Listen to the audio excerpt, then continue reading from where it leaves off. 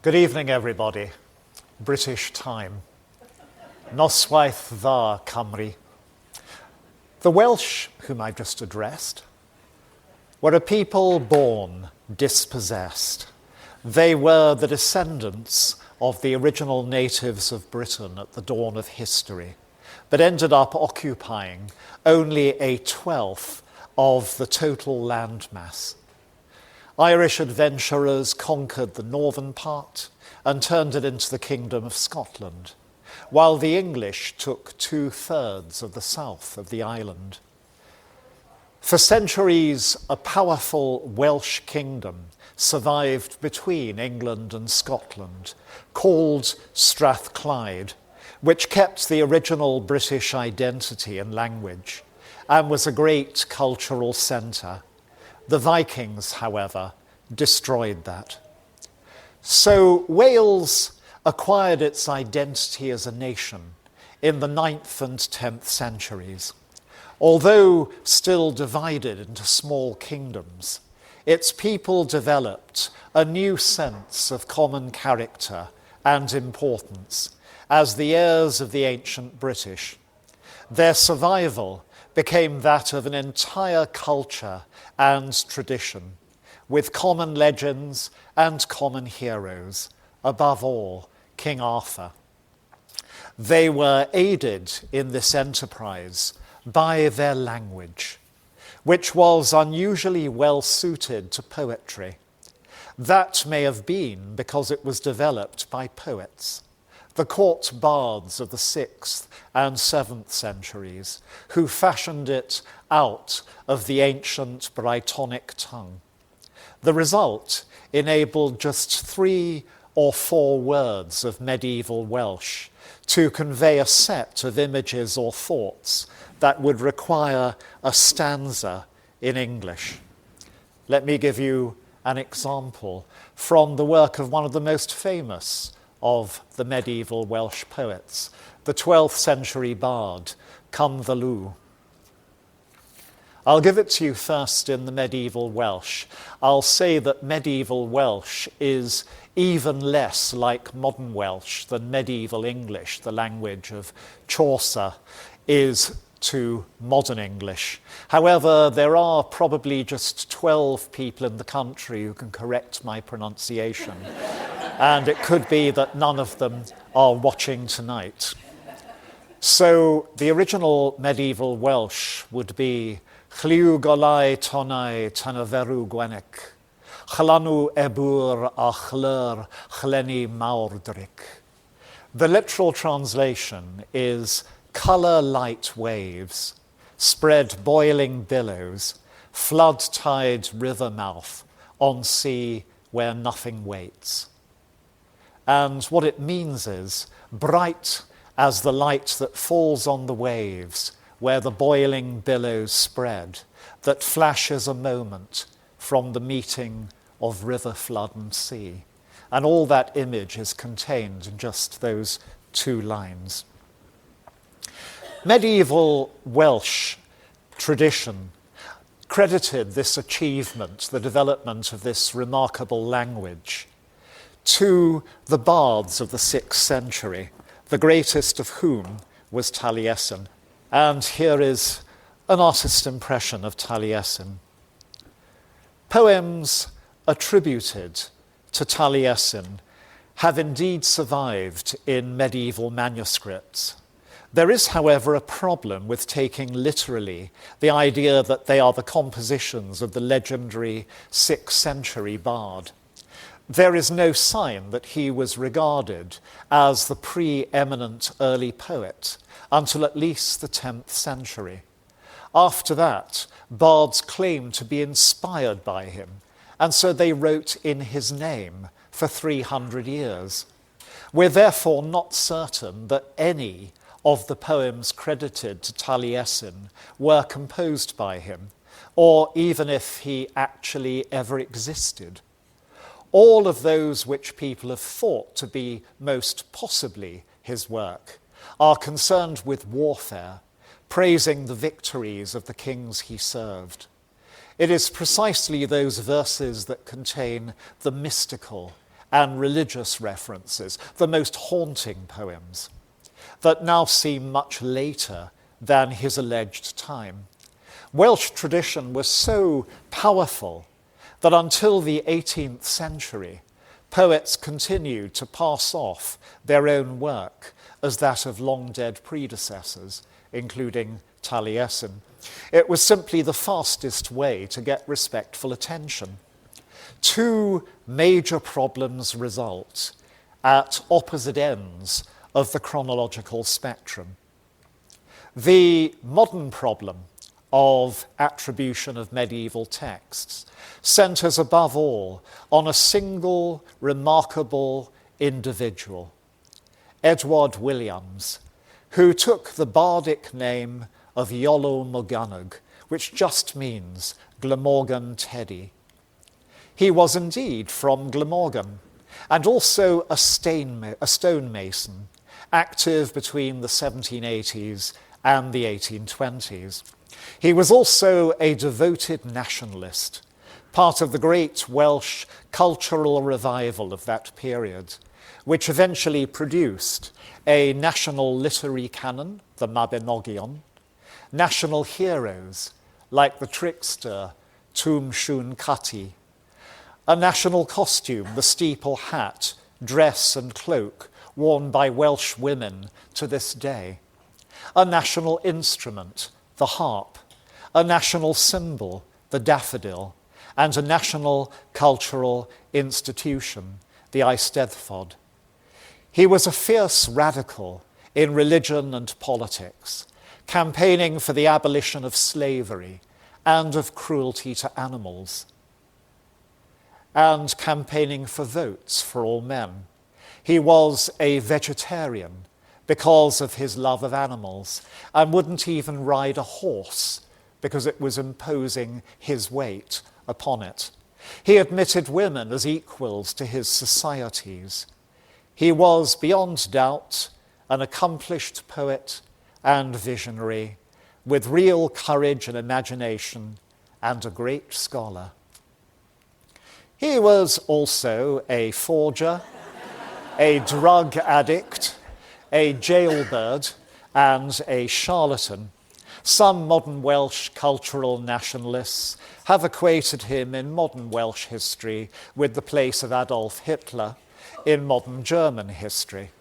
His sincere aim was to aid the contemporary Welsh cultural revival by recovering the ancient wisdom of his people. This he expected to have been embodied in the Druidic system of philosophy, which he likewise expected to be a rational and enlightened creed that should be restored for a new age of reason.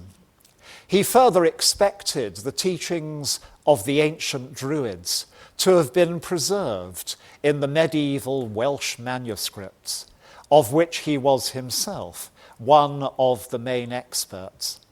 On carrying out the necessary research, he realized it actually wasn't there. Rather than give up on his dream, he then invented documents himself to fill the gap, containing a system of democracy, humanitarian ethics, and reincarnation, with a single benevolent God. He passed these off as the wisdom of the ancient Druids, passed down by the medieval bards. Iolo's work was taken seriously until the early 20th century, and all of his forgeries weren't exposed until the 1950s. As described, the reaction against him has been vehement. However, his cultural impact on modern Wales has been profound, not least because the Druidic ceremonies and organisation that he invented, the Gorsedd of Bards, still open the National Eisteddfod, the premier cultural institution of Wales, as you can see here. He claimed the Druidic hierarchy had been in three grades: bards, dressed in blue, who represented the performing arts; ovates, dressed in green, who are honoured for achievements in politics and science, and Druids themselves in white, who are experts in religion. And he, of course, reproduced this system in his own Gorsev. You can see mostly Druids in this picture, who were in Iolo's time Christian ministers, leaders in religion. You can see a solitary female ovate in green among them, remembering that Iolo admitted women to his Gorsev in equal terms from the beginning. Just for the record, the most distinguished female ovate ever inducted into the national Gorsev was one Elizabeth of Windsor, alias our late Queen Elizabeth II, when she was young. The medieval dimension of the problem of attribution starts with the fact that scholars between the late 19th and early 20th centuries believed that certain medieval Welsh poems and stories embody traces of Druidic belief and pagan deities. However, all these works are now thought to be much later than they were formerly believed to be. They date from at least 5 centuries after the triumph of Christianity, when the native ancient world had practically been forgotten, and Welsh literature was full of foreign influences. Indeed, compared with that of Ireland and Iceland, there actually isn't a lot of medieval literature surviving from Wales. All of it with possible relevance to paganism is found in just 4 manuscripts written in the 13th and 14th centuries. The Black Book of Carmarthen, the White Book of Rhyadr, the Red Book of Hergest, and the so-called Book of Taliesin. The names attributing colours simply refer to the original covers of the books and not to the contents, though I'll add when a facsimile reproduction of the Black Book of Carmarthen arrived in my university department many years ago, my entirely English-speaking and English-centred colleagues assumed that some satanic grimoire had arrived through the mail for me, and my already somewhat doubtful reputation in the department took a further dive. This evidence from these 4 great books may be divided into prose tales and poems. The relevant prose tales were collected in the 1840s under the title, invented for the purpose, of the Mabinogion. That name turned out not actually to mean anything, but it sounds great. This collection consisted of 11 stories from the White Book and the Red Book. None of them are definitely older than the 12th century. 3 of them are courtly romances, which seem to be based on French troubadour literature of that century. The oldest are probably the 4 branches of the Mabinogi, which from their terminology seem to date from somewhere between 1093 and 1140. Their characters and plots may well be older, but we have no way of telling how old they are. The stories are the work of a sophisticated writer who drew on motifs from Egyptian, Arab and Indian tales which had been travelling across Europe for centuries. They have no goddesses or gods as such, unlike medieval Irish and Scandinavian literature, and no characters who are explicitly pagans, even though the 4 branches are apparently set in pagan times. Several of the characters have superhuman powers, but it's hard to tell if this means that they are deities in human form, or simply humans with magical abilities. Two apparent survivals from an older pagan world may perhaps be discerned in the tales. One is shape-shifting, the ability to change the form of objects, turn humans into animals and back, and change a human being's appearance. The other is a place called Annwn, which, in its original form, is a happy and welcoming otherworld populated by human-like people, which can interact with the new one. Both are, however, very general concepts and no longer linked to pagan deities or beliefs. The question of how far lost gods can be found in medieval Wales, concealed as characters, is a complex one. One of the most important and contentious examples is the character of Rhiannon, who is prominent in the Four Branches. There's much about Rhiannon that seems to indicate that she was a former pagan goddess.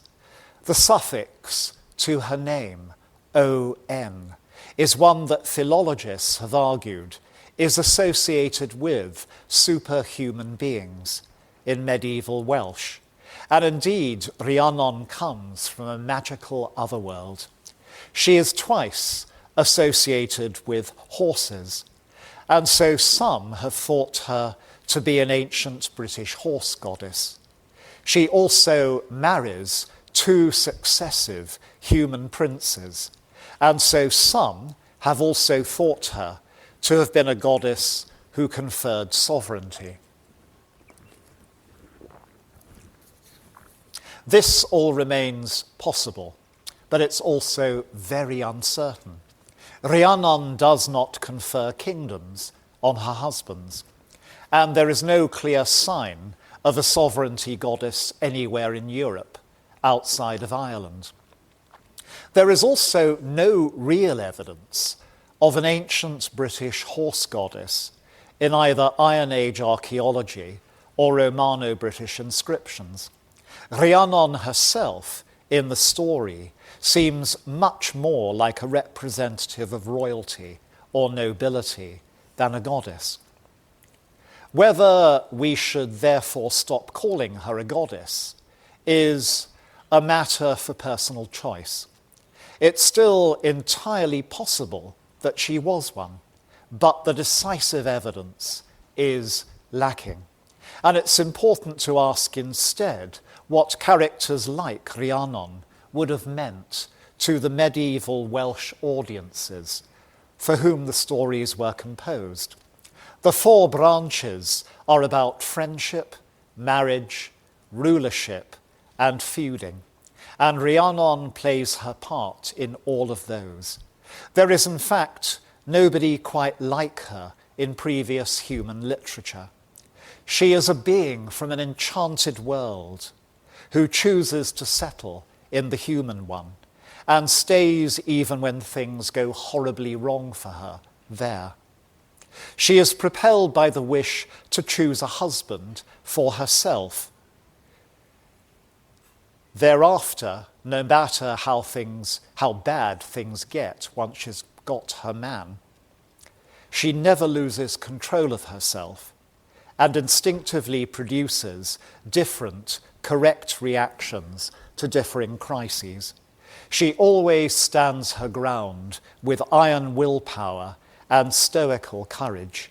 She is altogether one of the great female personalities in world literature, precisely because of the way in which she deals with very human situations. And that's, for me, her real interest and her beauty and her power. The second great body of evidence for possible former pagan characters and motifs in medieval Welsh literature consists of a group of poems.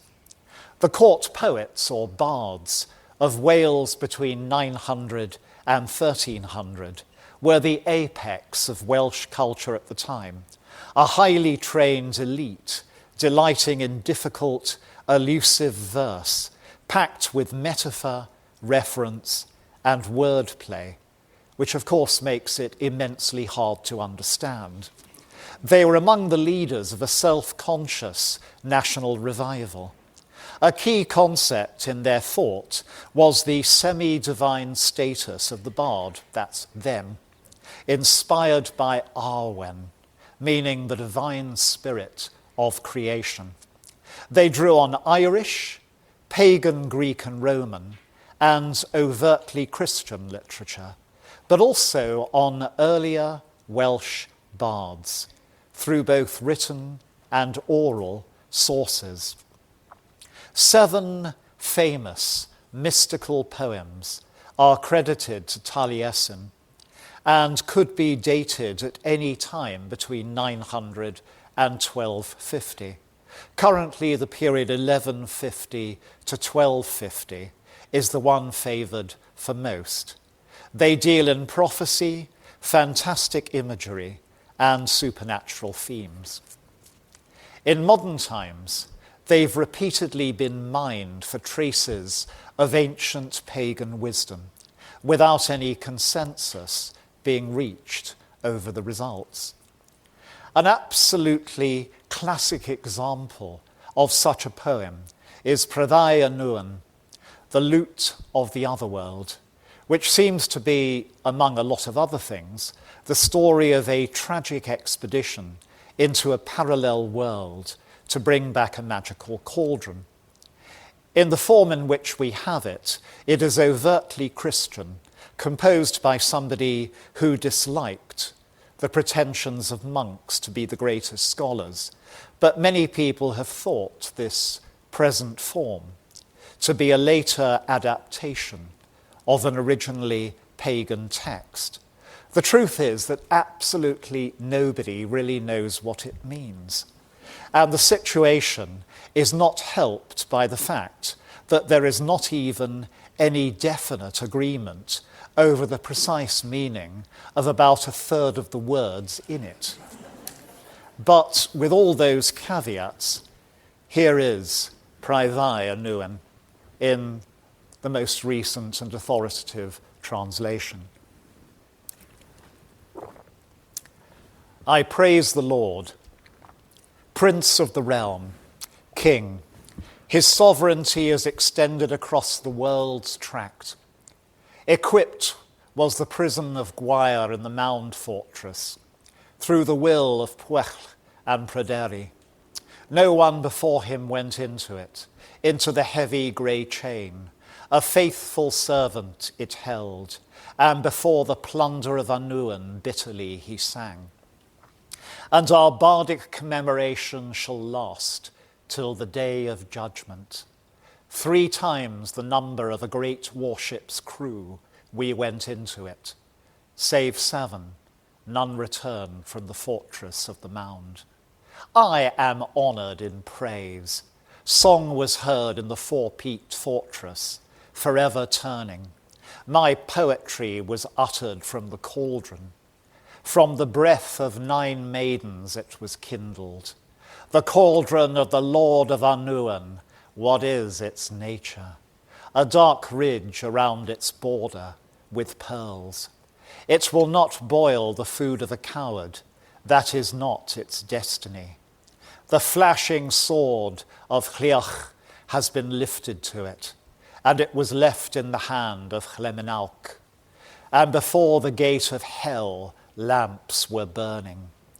And when we went with Arthur, brilliant difficulty, except for 7, none returned from the mead-drunken fortress. I am honoured in praise. Song is heard in the fortress of 4 peaks. In the isle of the strong door, flowing water and jet are mingled. Sparkling wine is their drink there, before their retinue. Save for 7, none returned from the fortress of hardness. I don't deserve the Lord's little men of letters. Before the glass fortress, they did not see the courage of Arthur. 6,000 men stood upon the wall. It was difficult to speak with their sentinel. 3 times the number of a great warship's crew went with Arthur. Save for 7, none returned from the fortress of hindrance. I don't deserve little men slack their shield straps. They do not know on what day who was created, at what hour of midday qui was born, who made him who did not go to the meadows of Devwi. They do not know the brindled ox, thick his headband, 70 links on his collar. But when we went with Arthur, tragic expedition, save for 7, none returned from the fortress of God's peak. I do not deserve little men slack their willpower. They do not know on what day the chief was created, at what hour of midday the owner was born, what animal they keep, silver its head.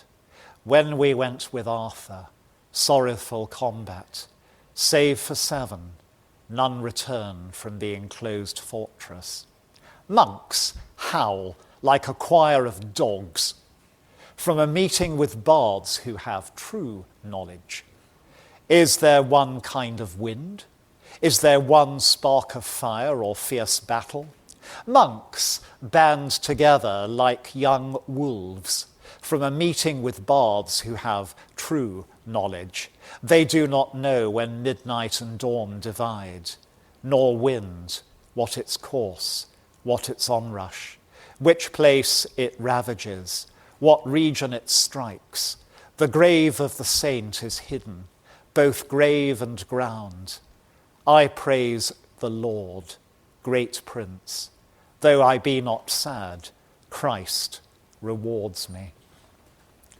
One of the really infuriating things about medieval Welsh literature is we have lost so much. And there's so many allusions in what survives to stories that no longer exist. So we've actually no idea how the original audience to this poem would have received it. It's clearly making mocking or learned references to all sorts of characters and symbols and figures. But we have no idea if the audience for whom it was designed was listening to its verses saying, oh yeah, the ox with the headband and the collar, yeah, I remember that, or what? In other words, whether somebody's showing off knowledge he alone possesses, or showing how many well-known stories or recondite stories he has mastered. In brief, we just don't get the poem at all. That's all the more marvellous, for its haunting imagery is an absolute gift to modern poets, storytellers, and artists. More of that later. Between 1100 and 1400, the court bards seem to have developed new mythological characters or enhanced older characters, as well as possibly preserving some from ancient times. By this process, some personalities who started off looking human gradually become more superhuman and similar to divinities. They seem, however, to have been as medieval as King Arthur or Robin Hood. In modern times, reasonably and legitimately enough, their status as deities has been enhanced still further, making Welsh tradition a still living, continuously evolving phenomenon. One of the greatest of these is Ceridwen. Ceridwen seems first to appear in the tale called Hanes Taliesin, which was well known by the 12th century, although the complete version that we have is 16th century. She appears in it as a mother, skilled in sorcery, who brews a cauldron of potion which will confer the gift of wisdom and inspiration on her son. By accident, her servant, Taliesin, drinks it instead, and so acquires his mighty talents and future career as a bard.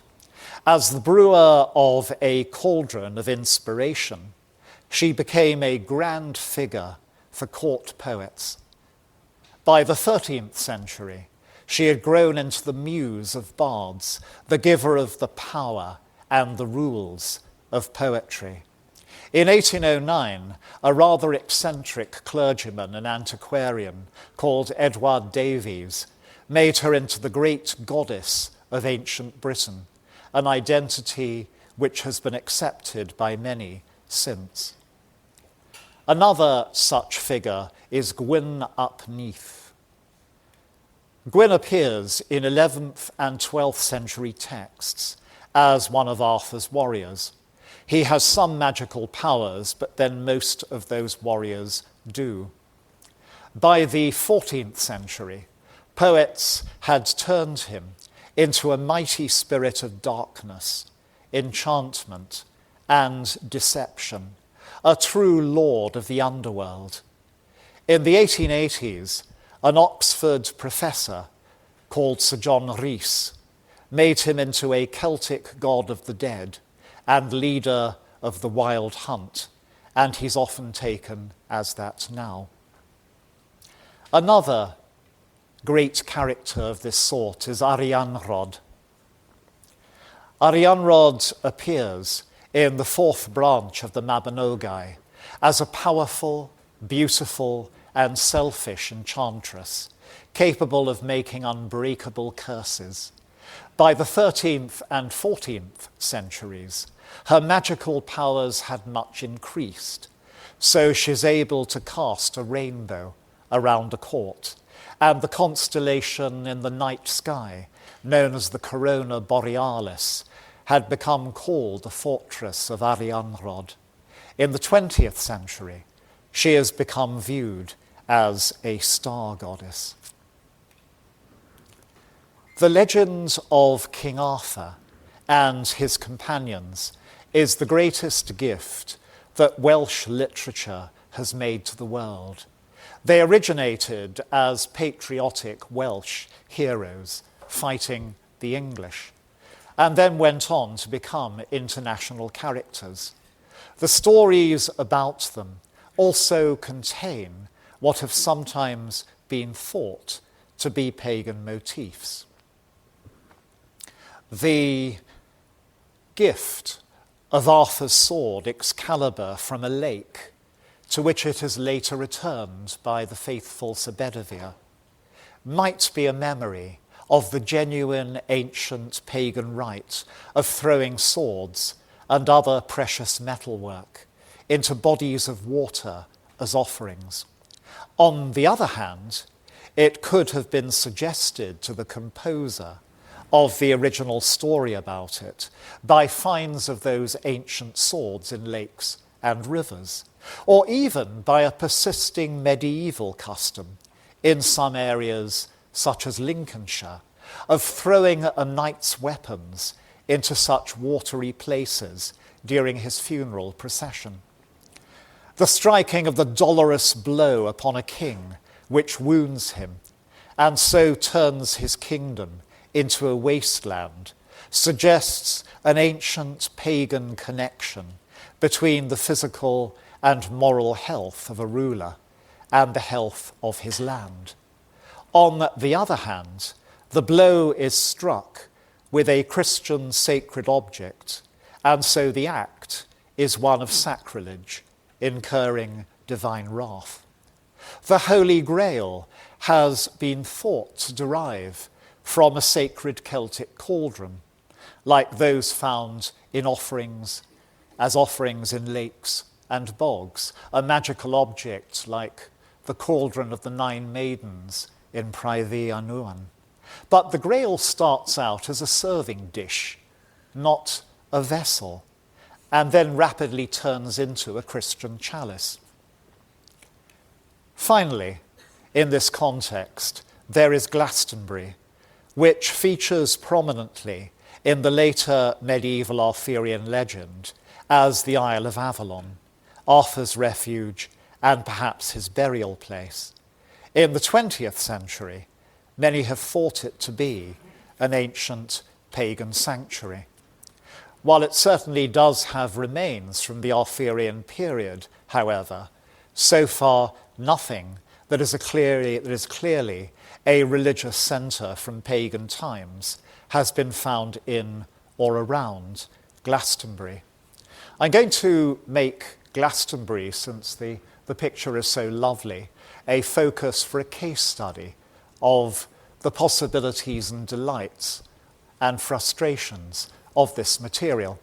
The two great Arthurian legends associated with Glastonbury are Arthur's disappearance at the end of his story and the Holy Grail. Arthur is supposed to have been taken to the fabled Isle of Avalon, badly wounded after his last battle, and nobody knows what has happened to him. And likewise, the Holy Grail is said to have been taken to the Isle of Avalon and ended up there like Arthur, and some think it is concealed within this hill, Glastonbury Tor, and that the chalice well named for it, that flows out of the bottom of the Tor, has its property of dyeing the rock over which it flows a vivid orange, which can be romantically called blood red, because of the Holy Grail containing the holy blood concealed in the hill. Scholars have done a complete demolition job on the Arthurian connection and the legends in the 20th century. It was realised there was no connection between Arthur and Glastonbury Abbey, even though the abbey had been there from at least the 7th century, until it had a mishap in the late 12th century. Some monk went to bed leaving an oil lamp burning in the wooden church, the oldest one at the centre of the abbey, at the holiest, and it caught fire and burned to the ground in 1184. The monks now needed to have a lot of funding to rebuild at a time when they just lost their major tourist, alias pilgrim, draw. And so, quite speedily, in 1191, they declared a belief that King Arthur was buried in the grounds of Glastonbury Abbey, and they duly dug into the abbey, into the old churchyard, and found the tomb, a coffin of a man, with a blonde-haired woman lying beside him, and a cross on top, just in case nobody was going to make any mistakes, which said, "Here lies the famous King Arthur," etc., etc. The point about the woman's skeleton is that she had graceful bones and she had had blonde hair, some of which still stuck to her skull. And in case you're missing the point, the name Guinevere was said to mean blondie during parts of the Middle Ages. The monks pushed their luck. They issued an initial press release stating they'd found a third body, that of Sir Mordred, Arthur's treacherous and villainous nephew, and the one who had wounded him and had him packed off to Avalon as a result in the first place. And then they seem to have realised that Mordred was not going to have a big fan base. And so in the second and third press releases, they lost Mordred and kept Arthur and Guinevere. And the result was a great success. It was very much in the interests of the ruling Plantagenet kings to have a hero as famous as Arthur buried in their kingdom. And then, having got Arthur in the Isle of Avalon, the monks realised, it seems belatedly, they had to have the Holy Grail as well, because just after they announced the discovery of Arthur, a French author called Robert de Boron wrote a bestseller which put the Holy Grail on the Christian and world mental map. And Robert de Boron, had said that the Holy Grail ended up in the Isle of Avalon, which is where Arthur had ended up. So the monks now realised that having got Arthur, they had to have the Grail. And you can see their histories being rewritten in the next few decades to bring the Grail in, brought there by Joseph of Arimathea, exactly as Robert de Boron has said, the man who had lent his family tomb to contain the body of Jesus Christ, and then emigrated west to become the Apostle of the Britons and established the first church at Glastonbury. So Joseph, who had not been associated with Glastonbury before, is now woven into it beautifully. Just for the record, The first account of the Isle of Avalon is found in Geoffrey of Monmouth's account of the Arthurian legend from around 1140 to 1160. And the passage concerned is a quotation from a much earlier work of geography by a Spanish churchman called Isidore of Seville that describes a place he called the Fortunate Islands, where you can grow fruit all the year round, there's lots of lovely sunshine, and everybody is healthy. We know from the geographical position that Isidore was describing the Canaries. And so if Arthur did go to Avalon, he may have ended up running a wine bar in Lanzarote or sunning himself on Gran Canaria for the rest of his mortal days or immortal days. But that aside, you may see that scholarly faith in the literal connection of Arthur and the Grail to Glastonbury has been somewhat diminished as a result of these findings. But it remains true not just that the right kind of pottery from exactly the period when Arthur should have been around, if he was around, has been found on top of this hill, Glastonbury Tor. It's been found now, only identified in the last few years, at a small chapel at Beckery on the edge of the isle which contains Glastonbury. And in the same period, the last few years, been identified at Glastonbury Abbey itself. So we have a major centre from just the right period, doing just the right things for the Arthurian legend. And although we haven't any evidence of a prehistoric pagan sacred site in the area yet, in 2004, the house which cares for the Chalice Well and its gardens had a kitchen extension. From such mundane acts, great discoveries are made. And of course, archaeology was called in when features were discovered as the extension ground was dug up.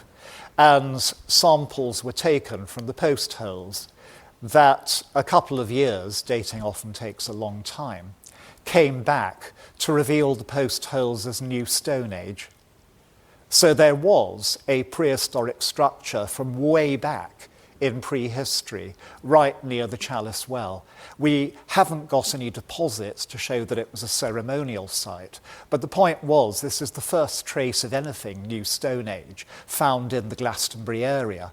And there's so many kitchen extensions awaiting to be made, or garden developments, or street works in the area. We might find anything at any moment. So as so often in this story, where something seemed to have closed down, actually it's still wide open. And that case study brings me to my conclusion. In general, and most frustratingly, medieval literature as we have it, including the Arthurian legend, faces only in one direction: towards the future. In other words, we can see very clearly how it develops and mutates in later centuries, retaining its freshness and power to inspire in the process. What we cannot see with certainty is where it comes from. That may be a problem, but like so many of the gaps in our knowledge of ancient British paganism, it can be an inspiration. Rhiannon may be a goddess or not, depending on how you feel. Praevia Nuan may plausibly have many different possible meanings, according to how you hear it. As so often in the field of ancient British paganism, what baffles us as scholars may be a gift to us as artists, as creative performers and writers, indeed even as bards. And maybe that's what the medieval bards, or perhaps the destiny that inspires them, Arwen, had intended for us all along.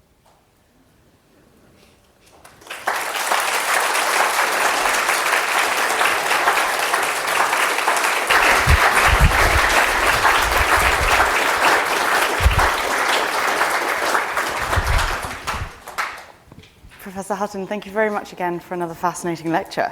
We have some time for some questions, and forgive me in advance for the pronunciation here. I will do my best. It won't be as good as Professor Hutton's pronunciation. So, the first one here. From which medieval tales did revivalists like Lleu Llaw pluck the daffodil, leek, and the dragon? Pluck the daffodil. Leek and dragon. Okay. They're nothing to do with Lleu Llaw. Okay. They come from different ages. The daffodil was chosen as a symbol in 1911 as part of the great boost given to Welsh culture at that time by the investiture of the future Edward VIII as Prince of Wales.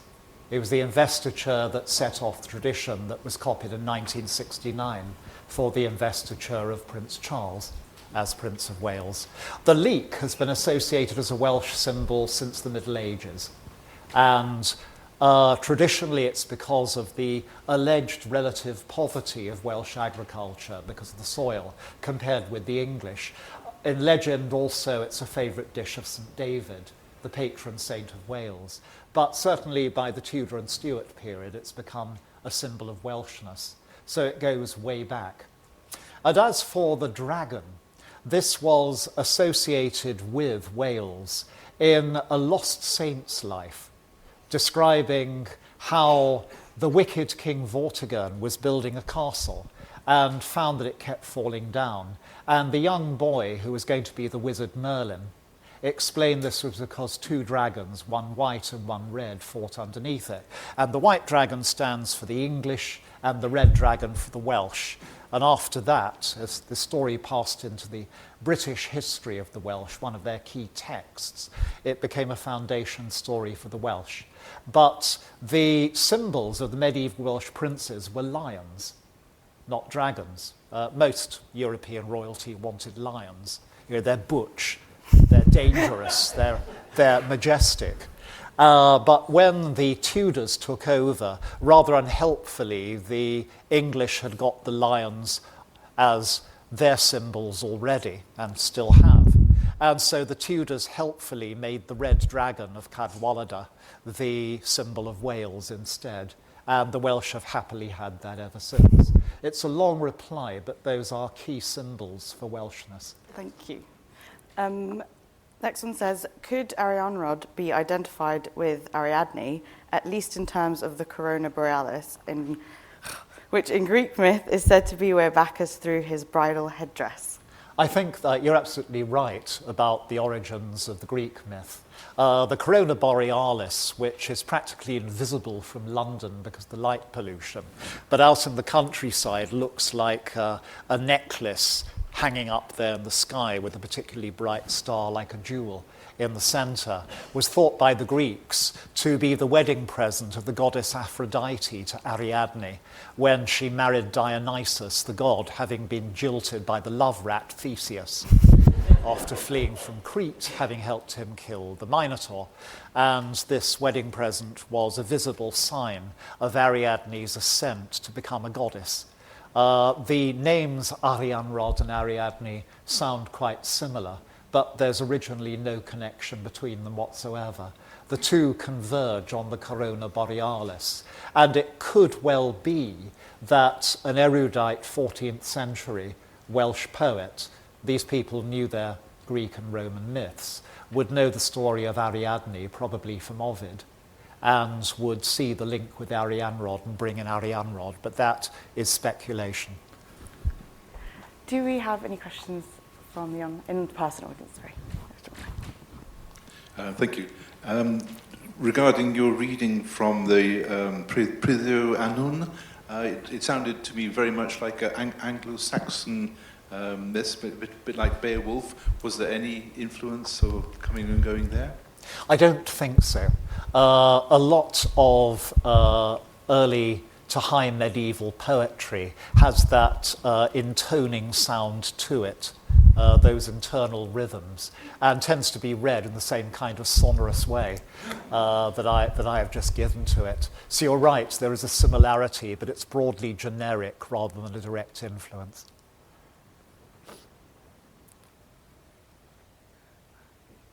Thank you.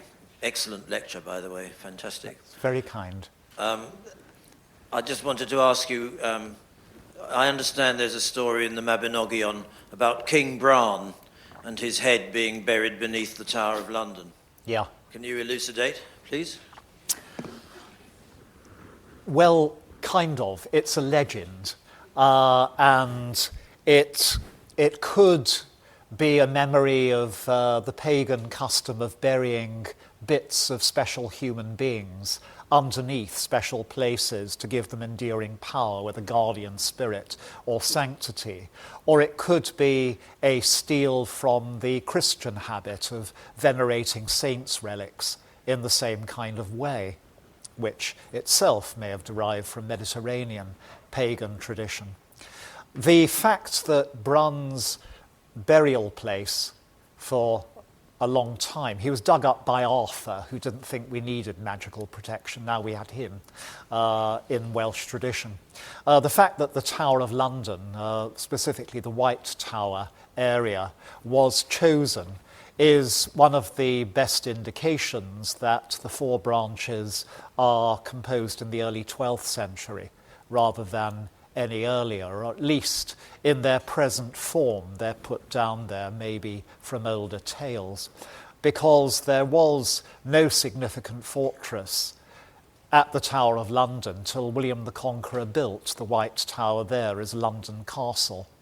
And throughout the four branches, to use a cliche, the elephant in the room is the Normans, because they had jackbooted their way into Wales in the previous generation and conquered large areas of it, and are the immediate, urgent and present problem of anybody in Wales. But there's no reference to them whatsoever. So the story is concerned, if you like, are parables from a hazy ancient time to teach lessons to people on how to survive in the present, including in a world with imminent and urgent Norman threat.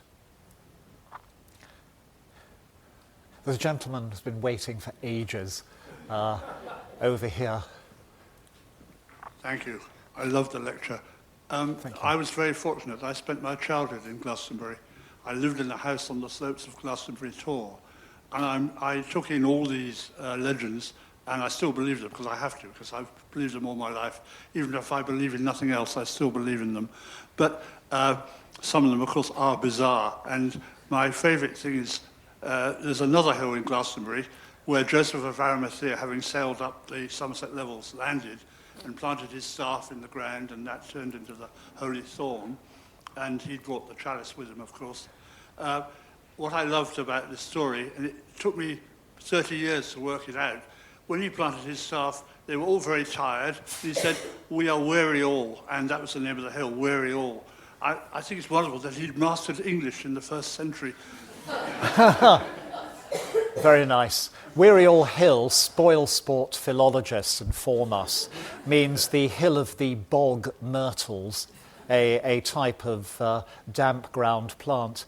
Yeah, for me, my first relationship with Glastonbury in the 1960s was made in the afterglow of the late Geoffrey Ash's luminously beautiful book, King Arthur's Avalon, about Glastonbury, published in the late 1950s. And what Geoffrey Ash said still holds, which is none of the Glastonbury legends have been or can be disproved, and so they all just might be correct. And that is true. I mean, there are two ways of looking at this. One is that of a friend of mine, a very prominent folklorist, who is reviewing the latest in a long succession of books, expressing hope that and belief in the idea that the young Jesus came to Glastonbury and Somerset with his uncle or relative Joseph of Arimathea on a trading expedition. And my friend, who's has a sharper tongue than I, said, yes, it is entirely possible that Joseph of Arimathea came to Somerset, and he could have brought the young Jesus with him, or a troop of performing elephants for that matter. And I look at that and just delete the or a troop of performing elements bit.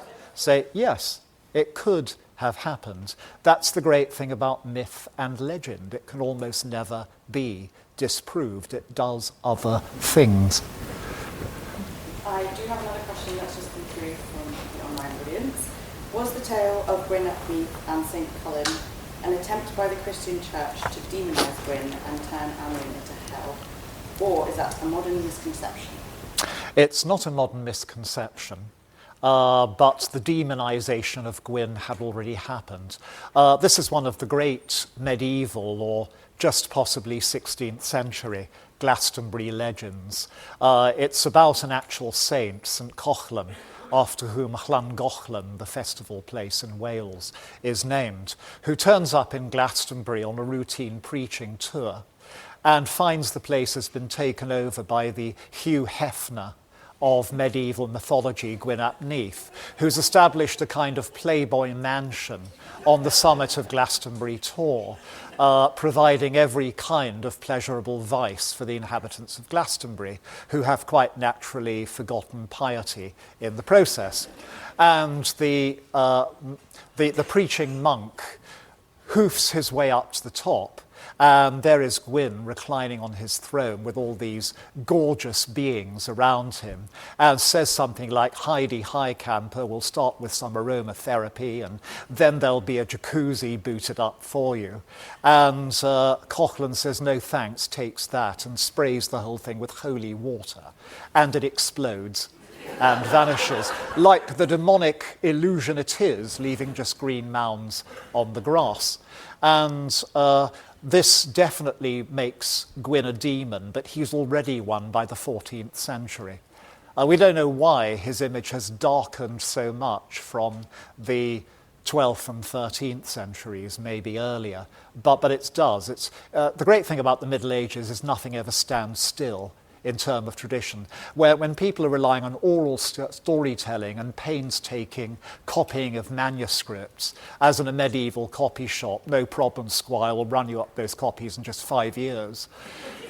It's very difficult to pin a canonical form of a story down. Once you've got printing, it becomes a lot easier, and that's when definitive forms of medieval and earlier tales start to appear.